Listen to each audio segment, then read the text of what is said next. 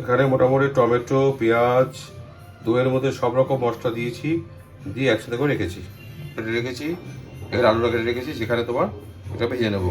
Chicken রাখা আছে, বাকিটা এরপরে দেখাচ্ছি। রান্নার কারণ গ্যাসের অবস্থা খুব খারাপ, মার্কেট চলছে গ্যাস নেই।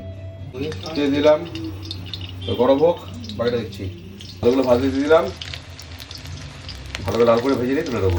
গরম মশলা দিয়ে দিলাম, এলাচ, দারচিনি আর লবঙ্গ, বাজারে পেঁয়াজ দিয়ে দিলাম, তার সাথে পেঁয়াজ ভাজা মোটামুটি হয়ে গেলে, লাল লাল হয়ে গেলেই তারপরে মশলা দিয়ে মাংস দিয়ে দেবো। মোটামুটি ভাজা হয়ে যাচ্ছে, তাহলে একটু কষিয়ে দেওয়ার পরেই মাংসটা দিয়ে দিলাম এর মধ্যে।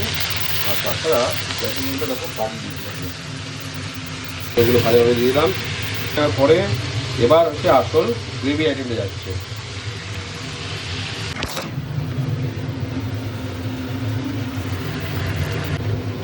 এই বাটি ধোয়া জলটাও এবার আমি দিয়ে দিলাম।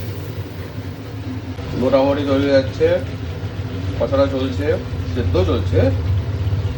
এরপরে আর সময় নামাবো, একটু ঘি দিয়ে দিলাম হালকা করে, টেস্টটা ভালো হবে। ফাইনাল বিফোর মাংস গ্রেভিটাও ঠিক আছে। খাওয়া দাওয়া মোটামুটি করে বানানো কমপ্লিট। চলো, বুঝতেই পারছেন শনিবার দিনে রান্না বান্না তো একটু চাপেই ছিল হালকা। Tata, bye bye, see you next day again. The final product from the kitchen, chicken কষা, বলতে পারে Kolkata style, Bengal style, butter, কোনো চাপ নেই, ঠিক আছে।